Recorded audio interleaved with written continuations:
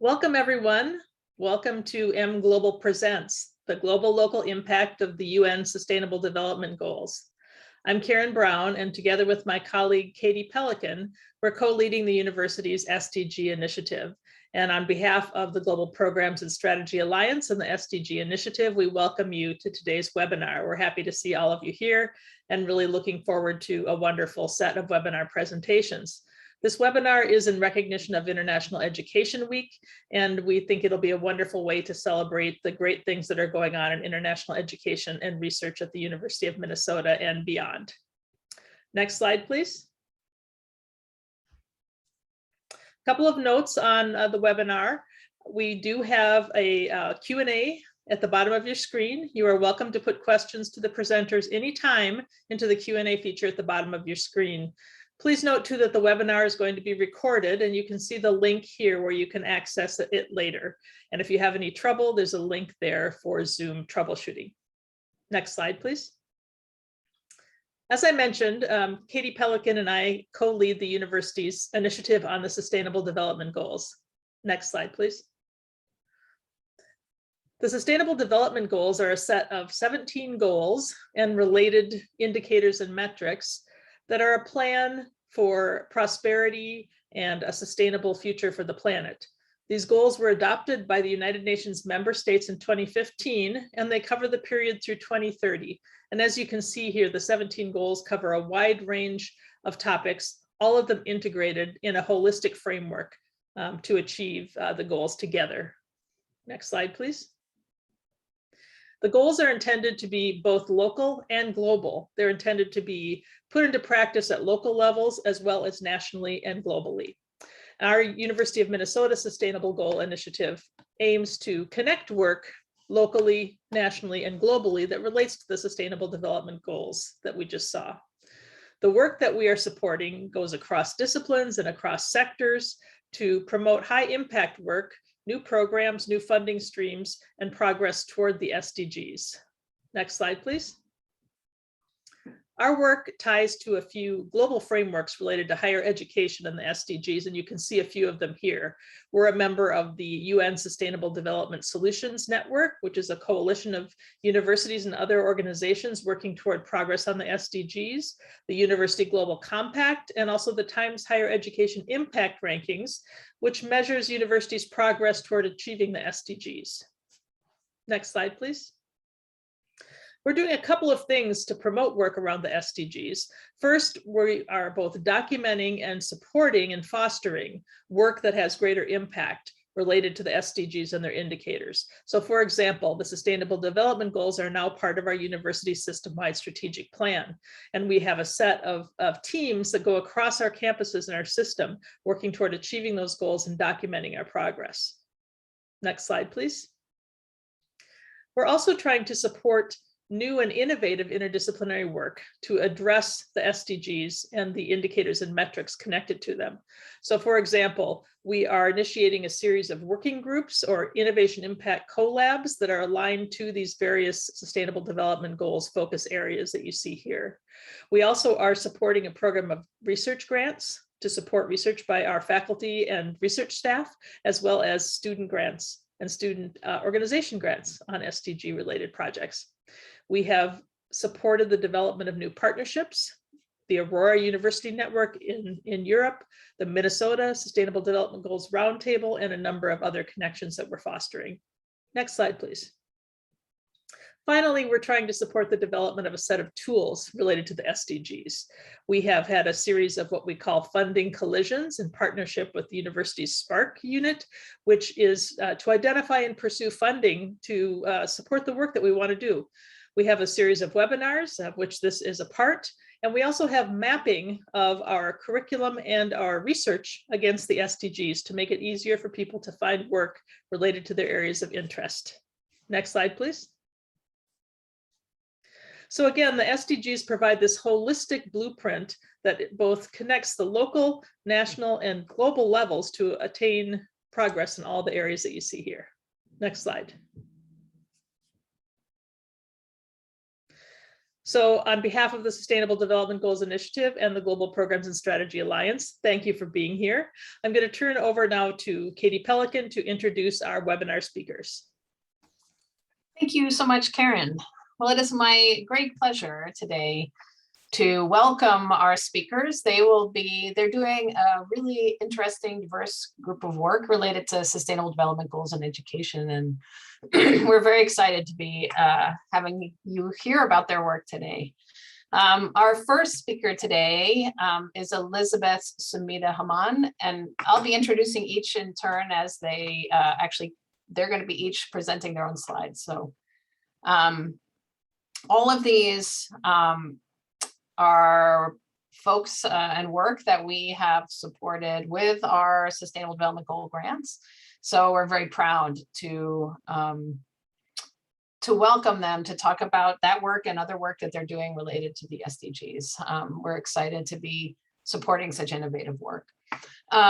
So Elizabeth Sumita Haman is the granddaughter, I love this introduction. It's the granddaughter of farmers who taught her to lovingly care for the land.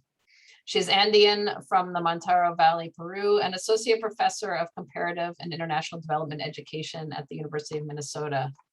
An indigenous education researcher, her work focuses on the relationship between indigenous lands, cultural practices, and in and out of school educational development in the Americas. She uses indigenous research methodologies that highlight indigenous self-determination aspirations and contribute to Quechua educational research methodologies. And we really look forward to hearing about her work today. I'll turn it to you, Elizabeth. Thank you so much, Katie. So I understand we have about 10 minutes, so I'm going to go ahead and try to zip through these. I found when I was reflecting on the project that I had so much more that I wanted to share, but I'm just going to plant a few different seeds. So I'd like to begin with an introduction. Ayanchu Kashankichi, tukoy junakuna, tukoy nyanya kuna turay kuna, noka elismida waman sutimi, koshikoyer sutimi, waman marka yaktamanta, hatuchonko yaktamanta, perumanta, ichaka Minnesota pitiani, kusiska, noka, kaipi, zumpi, kankunawan, kusiska kashani, riki. So good morning, everyone. I would like to present to you a project that is still very much in process with my own community, which is called Hatun Shonko in the Quechua language, the Quechuahuanca variety, which means big heart or brave heart. And in Spanish is known as Chongos Bajo, which is in the region of Junin, Peru, which is central and east of the capital city of Lima, which is located on the coast. And I've titled my talk, Maybe We've Just Gotten Used to Death, which comes from a community member, one of the women partners on this project, who was debriefing with me regarding some of the goings on of the work.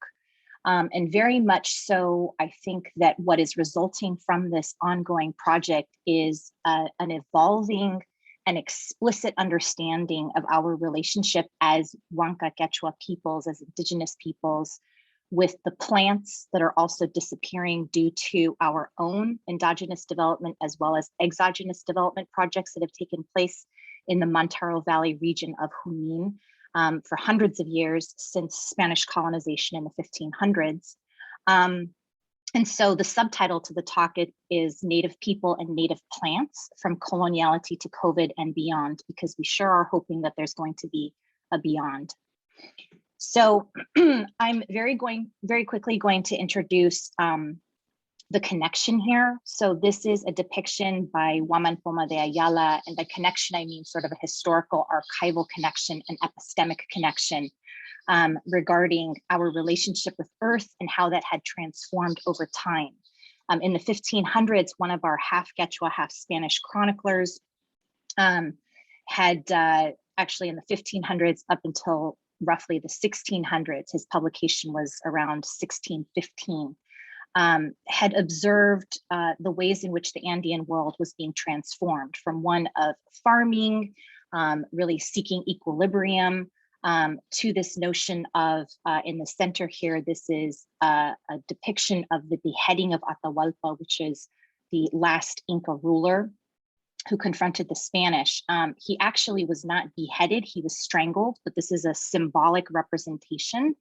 It's what Silvia Rivera Cusicanqui, who's an Aymara scholar, really refers to as sort of a political and more epistemic representation of what it means to have, to participate or to be a victim of dismemberment. And dismemberment in multiple ways, the disconnection between leadership and people, between us and the earth, between the ways in which we understand our relationship to the quote unquote resources around us, in ways that are not intended to be, or were never intended to be, extractive. So Peru, of course, is very well known for its mining industry. This is an extractive industry process. You know, this is silver, gold, zinc, copper, taking place since the 1500s. And I'm not going to go into detail due to time, but mining has heavily impacted, for example, my region, which is, again, the community of Hatun Shonko, in a number of different ways.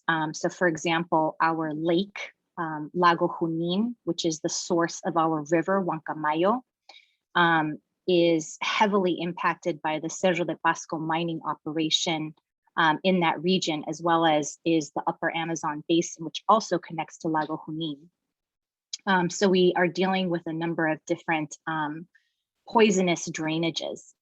And so what I am attributing this connectivity across history, archival, documentation, and people's memory and people's stories is very much linked with our understanding of colonization as an ongoing process.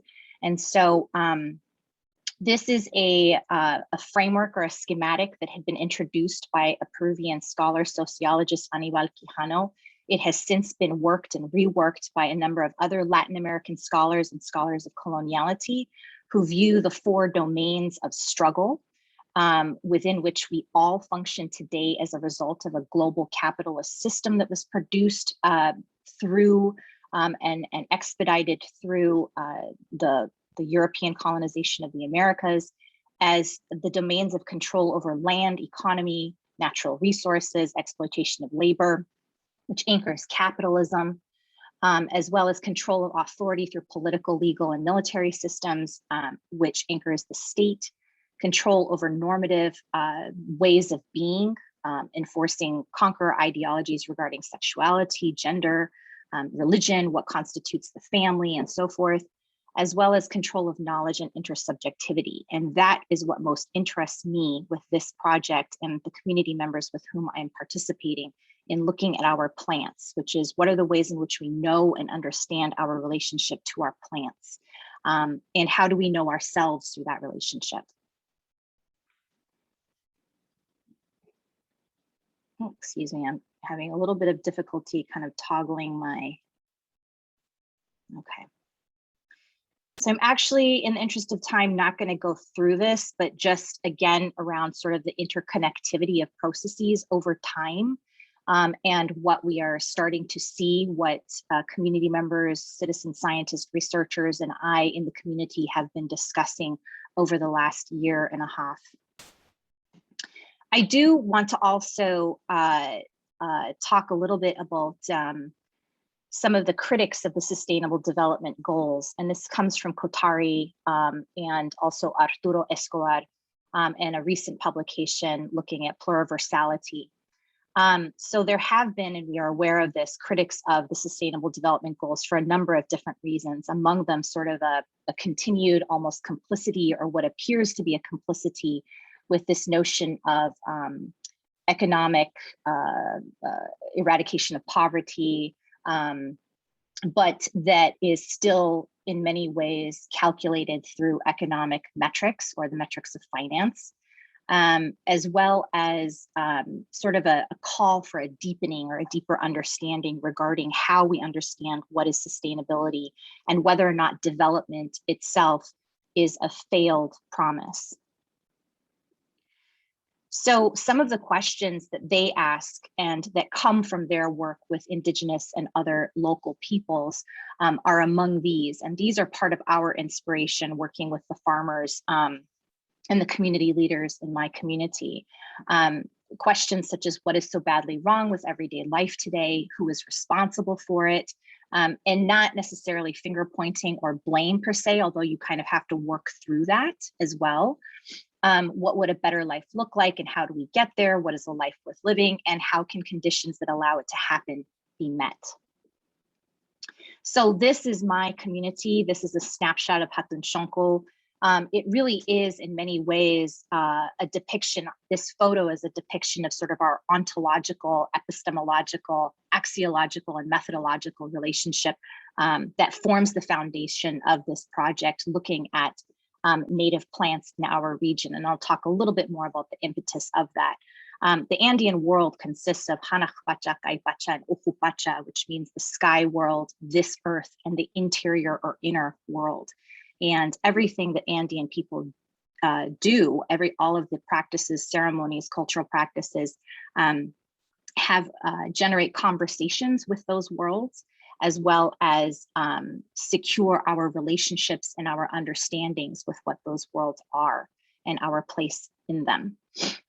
These are some of the people that I have worked with and learned from. These are my teachers, as well as folks who have been inspirations, incredible inspirations in this project. So for a long time, as an educational researcher, I have wondered why we don't look at our community members as our teachers in a more formalized sense, why we don't look at spaces that are outside of the classroom, the four walls of a classroom, as learning spaces, as rigid and robust. And so, and this goes all the way back to my grandmother, who's standing in the left-hand corner, as well as the people that I farm with, Mama Victoria, Don Paulino, who passed away recently, and my great aunt, Juana Barbaran. So the project, again, which I know I'm being a little bit vague about, but I'll describe in the next minute, is also informed not only by who are our teachers, where are our learning spaces, what are the issues that have been produced by coloniality over time as an ongoing project, and the ways in which we potentially as community members can engage solutions, but also how do we learn? So not only are we attempting to understand in this project, what is our relationship to our plants, our native plants in the region? What are those plants? What are the stories that those plants hold? And how have those plants and their conditions changed over time? But also, what are the ways in which we learned about them? And how do we then wish for future generations to embody those teachings? So I take from Manulani Meyer, who is a Kanaka Maoli scholar, very well known for her work in identifying Indigenous and more specifically Kanaka Maoli or Native Hawaiian epistemology. What is Native Hawaiian epistemology? And she talks about it as sharing principles with other knowledge systems around the world and over the span of human history, but that Indigenous epistemology is the combination of knowledge, knowing, and aloha or understanding, knowledge being something that is circulating all the time everywhere, knowing as the ways in which we come to understand, come to know something, or come to receive that knowledge or are gifted that knowledge, which is through the body, mind, and spirit, and aloha as being the purpose for why we know something. So we've been thinking with my partners, my community members, and my teachers regarding what is a Quechua epistemology. What is it that we understand to be our relationship with knowledge and our purpose? So some of the ways in which we've been playing with this idea is this notion of knowledge as yachaininchis or yuyaininchis, the collective, what we know, what is known, as well as the collective, what we remember. The idea of knowing or coming to know something as umayok sonkoyok kalpayok, which is a reflection of the body, mind, and spirit, more specifically here, mind, heart, and strength. And why do we do this work? Why are we interested in knowing both what has happened to us, the condition of our plants today, recovering our relationships to these plants as well as to each other, is really for this purpose of sumach kanampach, which is the balance and equilibrium and striving for a beautiful life that was destined or created, that the conditions were readied for us, but also sumach kausarinanpach, which is a recognition of the damage that is occurring in the region. And as mentioned, the contamination of our waters and our soils. So this project that I'm referring to was inspired by the fact that over the past 5-6 years, I've been seeing our crops, our cultivated crops, such as corn, potatoes, and quinoa, being very heavily impacted by climate change. So damaged in multiple ways, causing states of emergency, but we weren't asking questions regarding what was happening to the native plants. And in fact, when these crops were being damaged, what was happening in the communities was village leadership was cycling families to go out and to take turns doing wild plant harvesting as a backup. So the project that has been funded by this wonderful initiative and program is one that initially began looking at, again, those questions of what are the native plants that community members, that village leadership, we have both a mayor and a village council, as well as a community president who's more responsible for some of the agricultural activities in the community, liaising and politically with other communities around, surrounding, as well as a mamaitaita, which is the ceremonial leadership of the community. So the questions really emerged around, well, what are the plants that people in the communities are prioritizing? What are the stories that people remember? What are the relationships that we historically have had? How might those have been changed over time? What are people attributing those changes to? And then, of course, beginning to track sort of the development of the plants. So the project initially focused on 3 types of varieties. We were interested in looking at what is considered the wild Andean blueberry. I'm going to give the English loose name translations, the wild Andean cherry, and also a wild Andean carrot. So our work began kind of around the time of COVID. I think I'm at time here. Began around the time of COVID, but was heavily impacted, of course, by what happened in our communities with people not being able to carry out the project. And I have some more details that I can talk about a little bit later, but I did want to just maybe end with this slide, because the irony of this is that community members received food aid baskets, but you can see the kinds of products that were in the food aid baskets. And in times of crises, what are the narratives that are produced that distance us further from our plants? And so that's where we are currently at. Thank you so much. Thank you so much, Elizabeth. That was really interesting. So we'll go right on to our next speaker. Dr. Olaf Kugel is an associate professor of geography and former associate dean of the College of Liberal Arts at University of Minnesota Duluth, and has done research on a diverse array of topics, including international migration, cultural festivals, and their economic significance for communities, the place of national identity in popular music, and the role of religion in shaping our public spaces. He's an advocate for entrepreneurship in the liberal arts, including starting a BA program in cultural entrepreneurship at the University of Minnesota Duluth, and currently is working on NSF-sponsored project in the Canadian Arctic and Northern Alaska, working with Inuit communities to implement digital media training programs. We welcome his contributions today. So welcome, Olaf.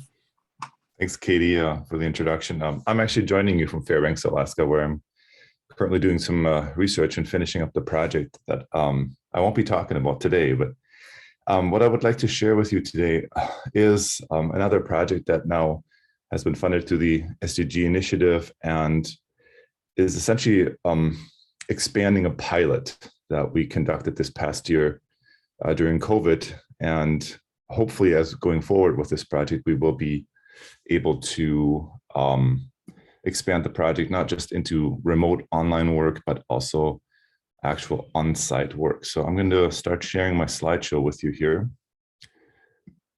And hopefully this does work.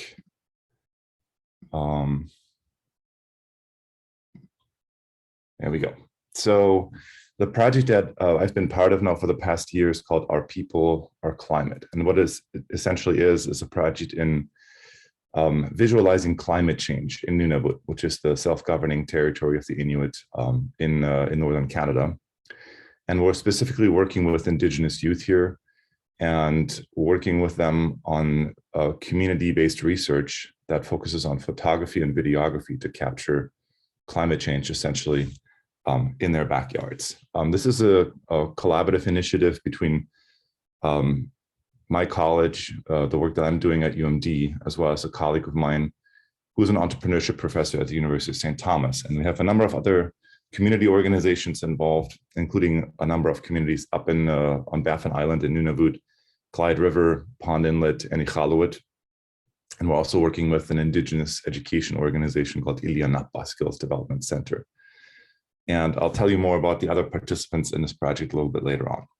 So the project essentially that we now crafted since July of 2020, so mid-pandemic really, was the development of a 3-week course on climate science in the North that then was followed by an 8-week flexible work placement course. So the students were essentially paid to conduct photography and videography sessions with community elders and members, and were part of a longer 2-month course following the initial 3-week course on climate science in the North. This has so far led to a photography exhibit and a documentary film that we created. Both the film as well as the images are currently shown at Museum Cerny, which is a private museum for Inuit art in Bern, Switzerland. And before I went up to Alaska here, I was actually in Glasgow for COP26 because the work that we've been doing is currently exhibited at the Center for Contemporary Arts in Glasgow, Scotland. And that was timed specifically to start with the COP26 negotiations that just concluded there. So what this project essentially entailed was the development of coursework in D2L. D2L is another learning management platform similar to Canvas, which we're using at the U of M. Canadian universities and Canadian organizations often work with D2L. So we developed a curriculum in 2020 and started offering that beginning in October of 2020. This curriculum was co-developed with Inuit collaborators, specifically an Inuit filmmaker who you will just see in a few minutes here, as well as other Inuit and non-Inuit instructors in the Canadian North. So it included weekly assignments, self-directed work by the students that were part of this project.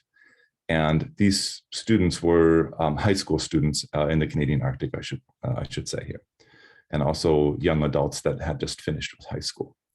And the initial self-directed work in the learning management platform then was followed up by weekly Sunday meetings with the students, as well as the museum curators and those that working with us on the COP26 exhibit. So here's just a couple of snapshots of what the curriculum looked like. Essentially, the first 3 weeks were really strongly focused on the collective evidence of climate change and what we're essentially seeing around us and what these communities, especially in the Canadian North, are seeing on a daily basis all around them. And then we worked with some publications that specifically focused on 7 principles of visualizing climate change. And you can see the first 2 right here, showing real people and telling new stories. So for each one of these 7 principles, the students were working on specific photography and videography assignments as a consequence of that. Here you can see Eric Conway, who was one of the founders of the Arviat Film Society in Nunavut. Arviat is the southernmost community in the Kivalik region of Nunavut, which is just about 100 miles north of Churchill, Manitoba, right on Hudson Bay. And here he is working with a number of students, essentially explaining to them how a video camera works, and they're working on a video shoot in this case here, just practicing indoors before they went outdoors. I conducted a number of interviews with Eric and sort of developed other instructional materials here. So I was just talking about the course as we're in a Zoom call. And the outcome of this project so far, this pilot, is that, as I mentioned before, that the student photography is currently exhibited as part of an exhibit in Bern, Switzerland. And the exhibit is called 50 Shapes of Prey. And then we also had the student photography and the documentary film that we created exhibited at the Centre for Contemporary Arts in Glasgow, Scotland. And that's an ongoing exhibit that goes up to December 11th of this year. So there's still a bit more time left. Here's just a quick snapshot of the Museum Cerny exhibit. So what's happening in this exhibit here is that a modern Inuit sculpture by a famous artist is paired with the images that our students created. So each sculpture is accompanied by at least one, if not more, visual images that sort of portray climate change in the North. And I'll say a little bit more about these images in just a second. This is the website for the Centre for Contemporary Arts in Glasgow, Scotland. And you can see that our people, our climate here was part of a broader exhibit called The Word for World is Forest. This is based on a science fiction novel of Ursula Le Guin's, for those of you that know that book.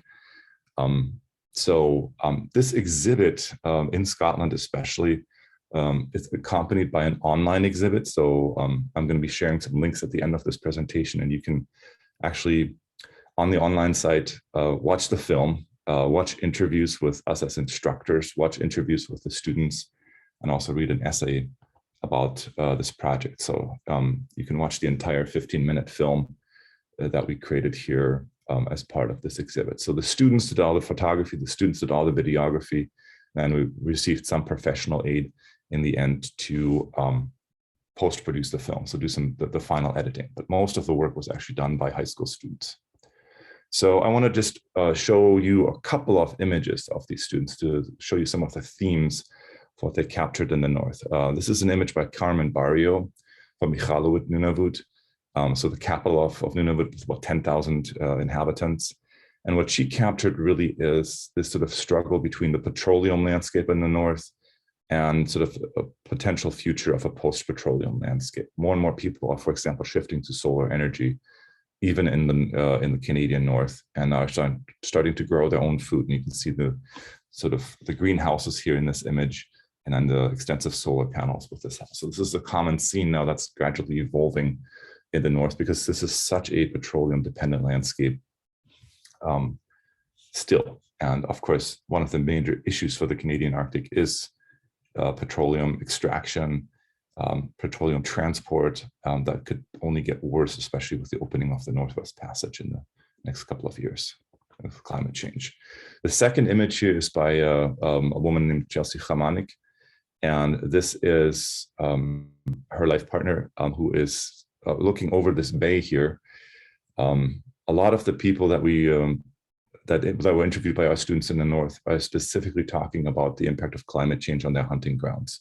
And this young man here is literally looking out at his hunting grounds and wondering. So the story that she was telling was that, well, he often looks out at the bay and is wondering for how much longer it's going to be safe to travel on that ice, especially during shoulder season in the spring and in the fall. So the period that they can spend on the ice is getting shorter and shorter.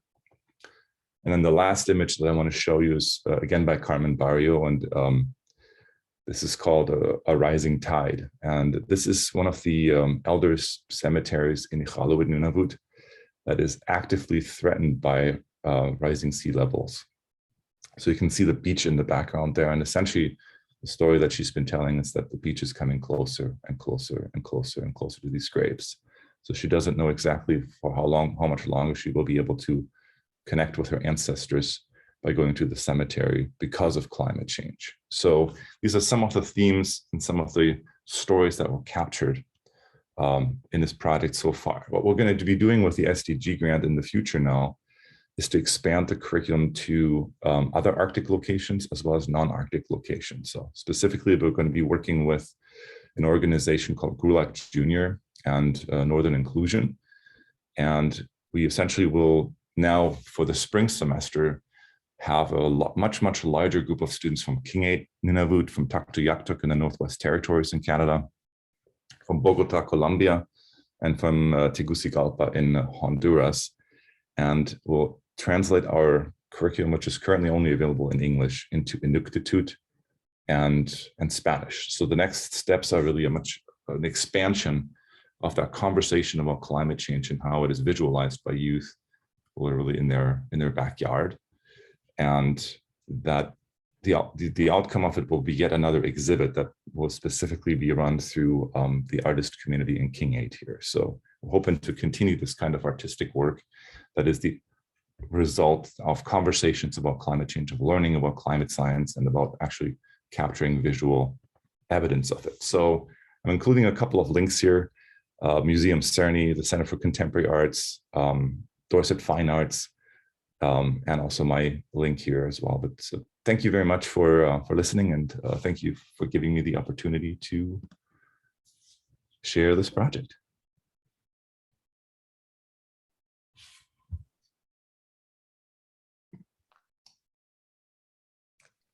Katie, we can't hear you. Skill building. Thank you so much, Olaf. That was wonderful. We look forward to hearing more as you move along with your project. Our last speakers, we actually have two that are jointly presenting today. Diditi Mitra and Shashwati Talukdar are collaborators with our award recipient, who's Dr. Nida Sajid from South Asian Studies at the University of Minnesota. Diditi Mitra is an associate professor of sociology at Brookdale Community College. Her research focuses on race and immigration. Diditi has authored Punjabi Immigrant Mobility in the United States, Adaptation Through Race and Class, and co-edited Race in the Life course readings from the intersection of race, ethnicity, and age with colleague Dr. Joyce Well. And Shashwati Talukdar is known for her documentary, fiction, and experimental films, which have screened in festivals and galleries all over the world, including the Busan International Film Festival, Margaret Mead Festival, and the Whitney Biennial. Her work explores the intersection between history, memory, and narrative construction. I welcome you both today, and we look forward to hearing about your work. Thank you so much. And I'd like to begin by thanking you for the resources that we have received, which made our lives much easier and easier to execute these ideas we've been holding for a long time. So very much appreciated for that. So I just want to talk a little bit and then show some slides, some photographs at the end. So the current work that Shashwati and I are doing is really an extension of work that began about 2 decades ago when I was a graduate student at Temple University with looking at Punjabi Sikh taxi drivers, yellow taxi drivers in New York City. And my interest was sparked about them simply because there was a good proportion of Sikh cab drivers in New York City, and yet there was not much discussed in the literature at the time, at least. And also this idea of Asian Americans as being the model minority, as being wealthy and prosperous and included, which contrasted with this very visible presence of this group of immigrants who did not socioeconomically, at least, fit with the large range of Asian Americans. And so I began this process of interviewing, and which eventually turned into my dissertation and book, The Punjabi Immigrant Mobility. And through my conversations with the cab drivers, I'm increasingly interested in the context from where they came, because to me it seemed I was looking at them in isolation of the context of immigration. And so in 2007, for the first time, I picked up my bags and visited Punjab for the first time ever, not reading the language, didn't even read actually. And so I started this process of to understand, well, what's going on there, helps explain the people here. So that's sort of the seed of this project, which now then later I'm interested in the second phase of it, understanding family migration from Punjab to the US and particularly understand the genderedness of that. So looking at both masculinity, which was my primary interest because of my interest in the cab drivers who were primarily men, and then also through that process, understanding femininity, because it's a dynamic, you can't really do one without the other.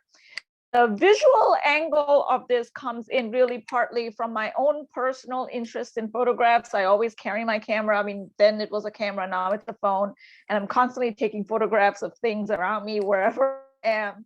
And it is revealing to me much about what is happening in the space. And that's what motivated me to work with Shashwati Talakdar, my collaborator in this, who's actually a filmmaker, unlike me as an amateur photographer dabbling in taking photographs with my clinky little phone. And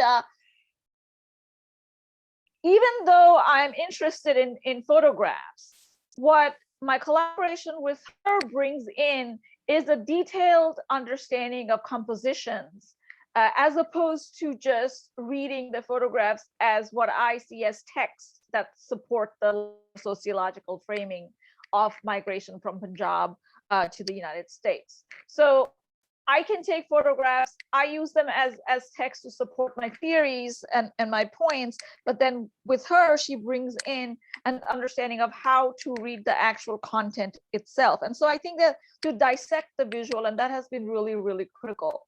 And so I think our work is also important because we match in terms of our politics, and so we also match in terms of our aesthetics. And so for me, working with her has also deepened that understanding of aesthetics as well, and how it's connected to politics.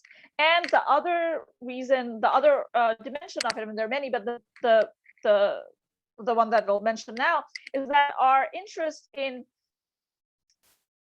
revealing or disseminating information beyond just a very small, for me, an academic audience. And I think her documentary filmmaking already has a wider audience than just academic pursuits.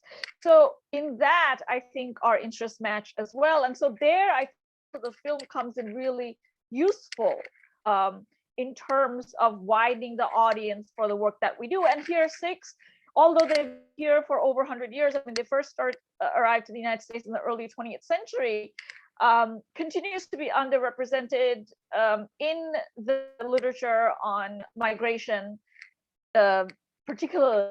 And so then it also serves that purpose in the academic literature, but also in the broader society, kind of understanding the Sikhs are not new immigrants. And today, I think that that's really, really critical of the race environment that we are in at the moment in the United States. So that public transmission of the information of the film, we're also working on some pieces together, not necessarily popular outlets, but certainly non-academic outlets, like the conversation media. And that's where we also would like to be able to contribute and start a discussion. There's also conversation with Seva in Minnesota. The project is going to be organizing as well. So I just want to end with my part with some photographs that I took, and also Shashwati and Shashwati's assistant took as well when they accompanied me in 2017 to Punjab, that speaks to the visuality of this, of the business of migration from Punjab to the US, which to me was very overwhelming. And it's going to be included in a coming article on the post-colonial immigration in the journal of in the Visual Studies Journal. So let me share my screen. Technology continues to be nervous, even though I've been for some time now. You might want to just take your video, your own video off while you're sharing, because you're breaking up a little bit, and it might be, it might just be a little much. I mean, for your connection. Sure. To do both. Sure. I do that. Okay. Thank you so much. All righty. Let me share again.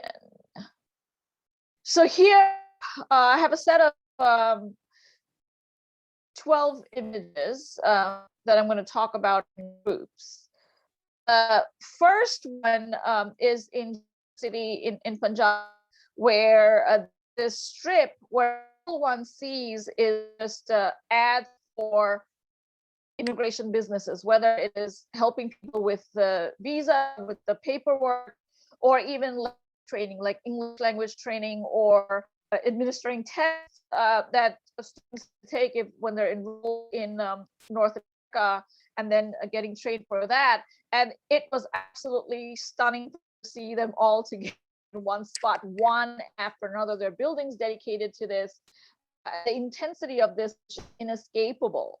And when I was talking to the cab drivers, when I did that research, they described it, they explained it, but it is really difficult to fully absorb it without going there. And so it was absolutely sort of a sensory overload for me. These are just two photographs kind of reflect on the intensity of that. And this is, all ads, one after another. This is also in our city. This is near the bus stop.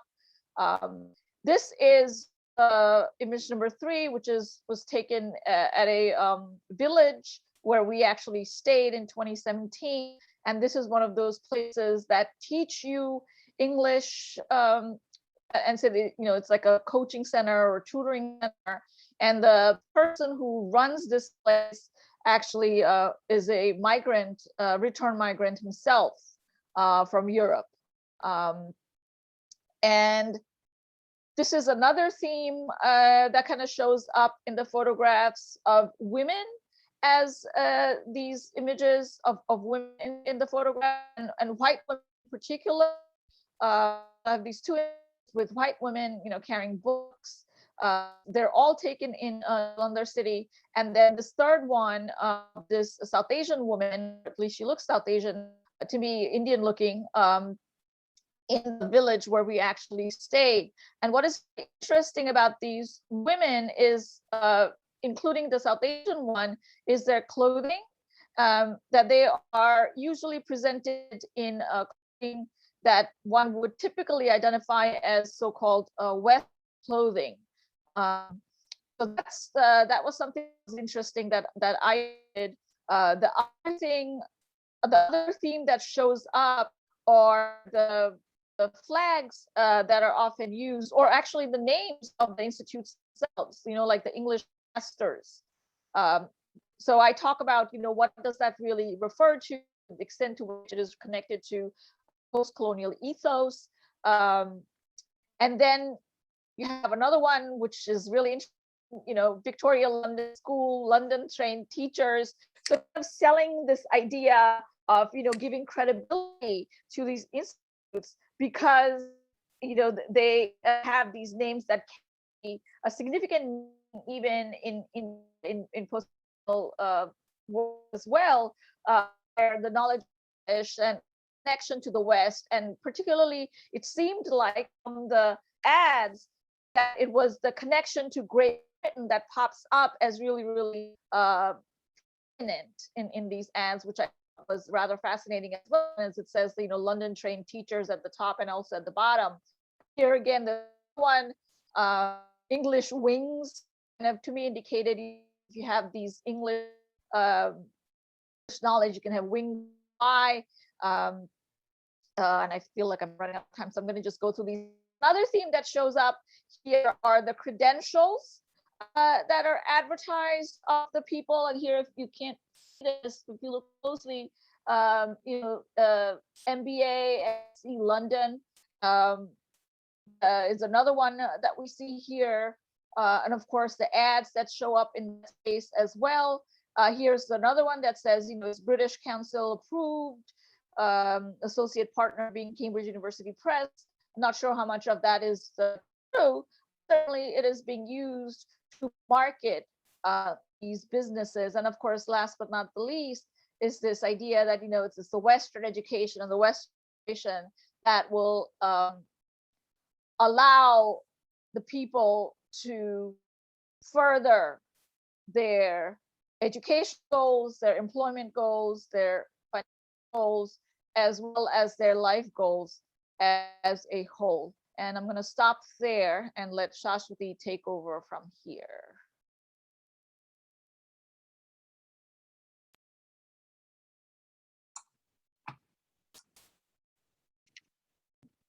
Thank you, Didi. If Sash, you're muted, Sash Shaswani, and but also, yeah, if you could just keep it to a couple, 2-3 minutes, that would be appreciated.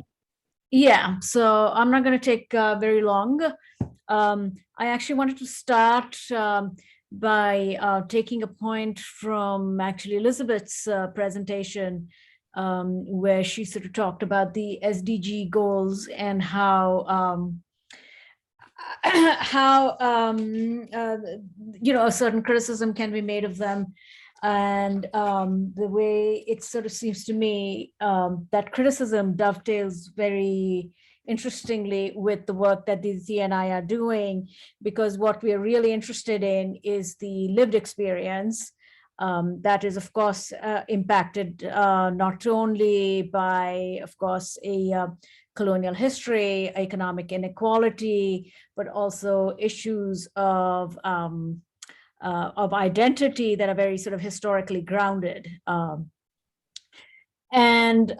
Me being a filmmaker, my concerns are, of course, not only the sort of visuality, but like, what is it about visuality that is of importance here? And to me, my goal always has been to sort of pursue a conscious aesthetics that sort of has a conscience, because aesthetic choices are often actually political ones. And which is what brings me to our, to the current project, which began for me as a exploration of imagery, of actually like mural imagery from the 17th and 18th century, from the place where I'm from, which is not Punjab, but it's adjacent to Punjab, and it's in the northwestern Himalayas. And what I found was it had a great deal to do with the Punjab of the 17th, especially the 17th century. And in the course of finding out so much about it, I became very interested in how those narratives and that history had sort of become a palimpsest for what was happening currently in Punjab, because the 17th century history is actually very much a history of immigration. And so with Diditi's work on the immigrant Punjabi drivers, it seemed like this was like the best way to understand the present day context of what I was seeing. So, of course, creating sort of a narrative framework that spoke to these realities, to these like very lived realities of people making these enormous journeys.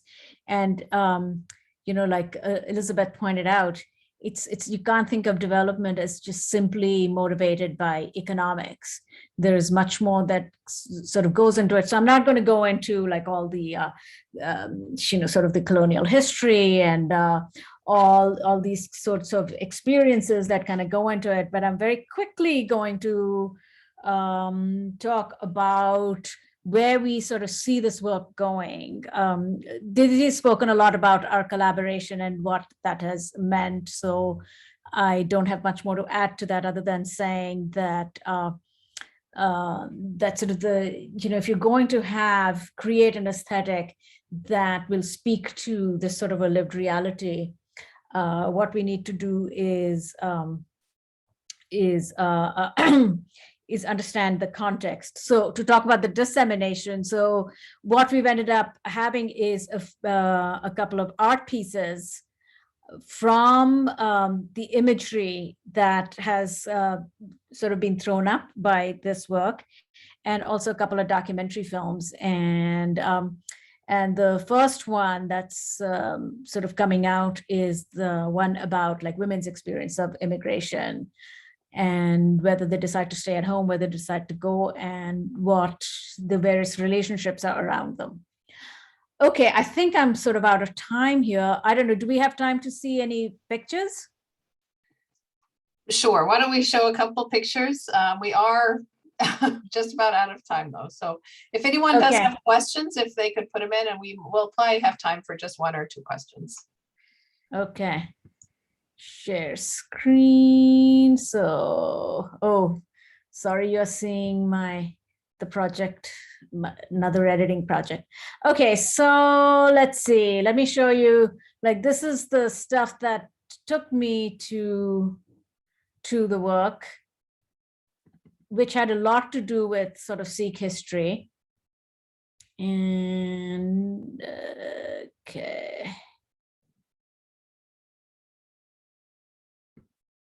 And hold on. And then this is what has become of this stuff when you go to Punjab now. So, you know, from the previous image to this, which is, well, I don't think we have to, I don't have much time to tell you about what this is. So you'll just have to live with the mystery. Okay. So let's see if there's like more things I can tell you about, like what this visuality of people's migration and what that means and how changes in the world and neoliberal capitalism and capitalism is all affecting people, how it sort of shows up in this football. This is actually a water tank that's shaped like a football on top of this house. And you'll just have to wait for the entire project to show up to like really kind of understand what this means. Sure. And here's an image. This is a water tank of a wrestler, you know, shaped like a wrestler.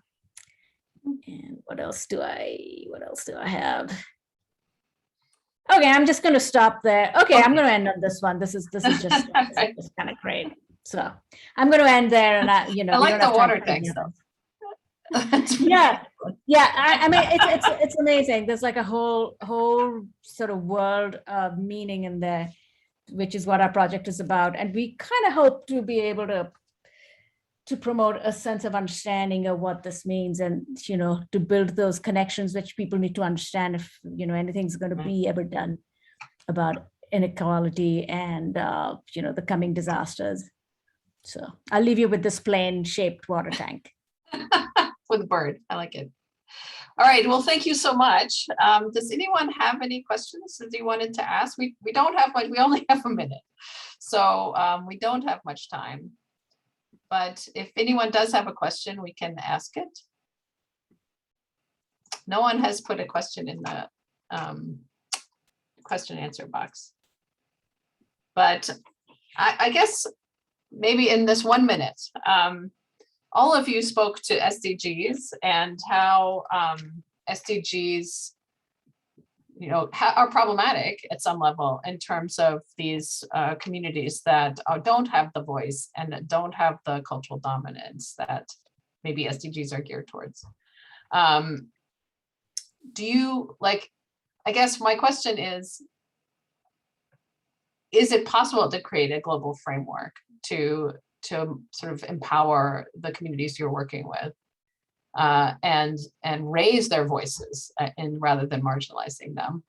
And then, you know, I guess, or is there a way to adapt, or is there a lesson that could inform the work that SDGs are doing? And thank you, everyone. I know some folks will have to leave, but thank you for coming. Does anyone want to sort of speak to that briefly? And then I'm afraid we'll have to go.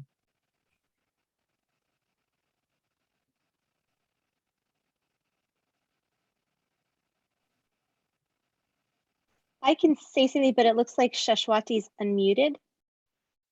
Shashwati, did you want to say something? Oh, no, I don't. I just forgot to mute myself. All right, we'll go to Elizabeth. Thank you. Yeah, of course, you know, this requires such longer, sustained, bigger discourse, but right. But I think that there are some really good models that are out there right now that are being proposed. So, for example, the work around pluriversality is really interesting. There's language that I think is not in tension. I think it holds tension with each other at times, depending on how people utilize it. So pluriversality versus universality, for example, biocultural diversity versus just diversity and equity. You know, the language, for example, that's coming out that is very place-based. But I think pluriversality holds a lot of promise because, you know, taken from the decolonial scholars, it's really about the notion coming from the Zapatistas of creating a world within which many worlds respectfully fit. You know, so what does that sort of world look like? And with our project in Peru, we are attempting to contribute to distinct understandings, because that's a hallmark of indigenous peoples, you know, is we have common ties that bind us, and we understand our worlds to be interconnected. But at the same time, part of the rights discourse is reliant upon our distinctions. So the distinct ways in which we understand the world around us, and how those distinctions are made more salient through the things that happen in other places, I think is a point of entry for investigation. And that reminds me of the work that Olaf is doing, for example, because nothing in the Arctic is disconnected from anywhere else. You know, Peru has a station in Antarctica, you know, and it's like, why would an Andean nation have a station there? And of course, we understand, scientists and educators understand why. Thank you. Anyone have anything to add, or we are over time, so. All right, well, thank you so much. That was a great note to end on, I think, in terms of really thinking about a path forward for supporting these voices, and the work you're doing is all of you are doing is very powerful. So I appreciate your Katie, contributions. Yeah. I have a quick question, and for you and Karen. I loved listening to Olaf and Shashwati and Diditi. Is there what happens in terms of convening of the projects, or, you know, future conversations? Is there additional dialogue That's something we are thinking about, Ellie. I think that the projects could learn from one another, obviously. I mean, there were so many commonalities today, so that's something we're thinking of and would love to talk with you further about. All right, well, thank you, everyone. This has been a great conversation and great work. Thank you. Thank you so Thank much. you so much. Thank you. Thank you so much. Thank you, everyone. Thank you. Thank you.